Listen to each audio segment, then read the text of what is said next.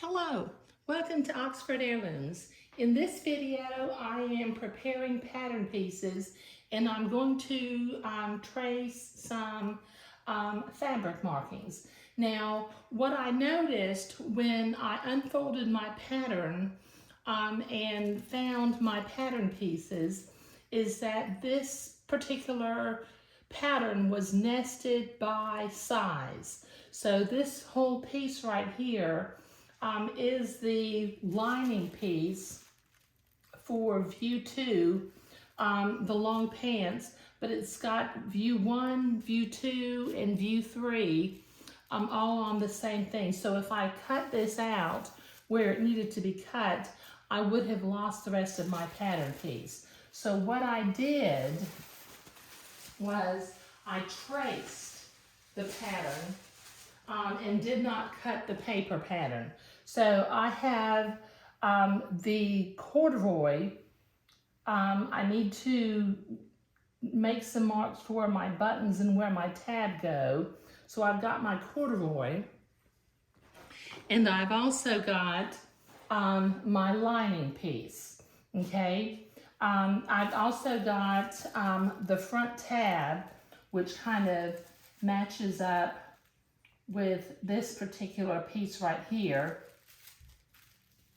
and the tab, which will go, on the corduroy. Okay, all right, so what I also cut out was I cut out two 12-inch strips of 1 1/4 inch bias to make the piping for the top and the bottom of the smocking. Okay, so that's two pieces. The pattern said to cut 2/3 of a yard. So 2/3 of a yard is 2 feet.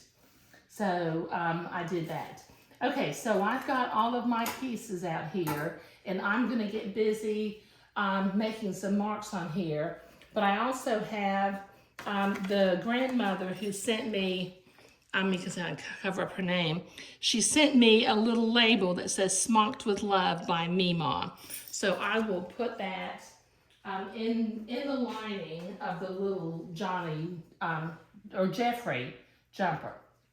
Okay, so that's what I got going on today. I've got to transfer some pattern markings, and like I said, I did have to trace my pattern so that I did not lose my different versions. Okay, all right, thank you.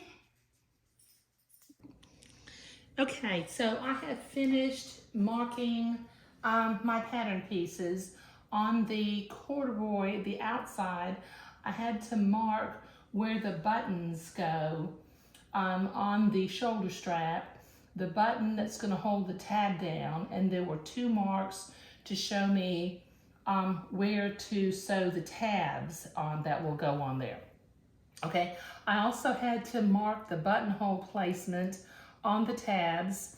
Now, since this is corduroy and I want these to be mirror image of each other, and corduroy has a very definite wail to the grain, so I drew a little arrow pointing down, which means that the flow of this corduroy is downward, and it's pointing towards the left, and the flow of this corduroy is down and it's pointing towards the right. Now, as you can see, this fabric has been folded, and I'm going to have to iron it, and you iron corduroy from the inside. So I will iron my pieces before I start sewing on them. I also had to mark the top position of the 4 buttonholes on the yoke piece. That's my bias for my cording.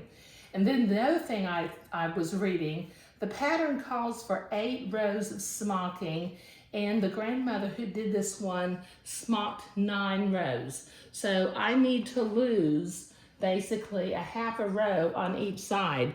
So I got my pleater out, and with my blue fabric marking pen, I drew I'll do a little blue mark where needle 1 and needle 8 would go through the fabric. So when I put my piping on, unfortunately, I'm going to have to omit this exterior border row in order for it to fit into the pattern. But that's okay, it's still gonna be really, really cute. Okay, so preparing pattern pieces and transferring pattern markings was what I was doing today. So before I start sewing, I need to do some ironing on this corduroy, iron it from the back side. So that's what I'll be doing next. And then in the next video, I will start sewing the garment. Thank you.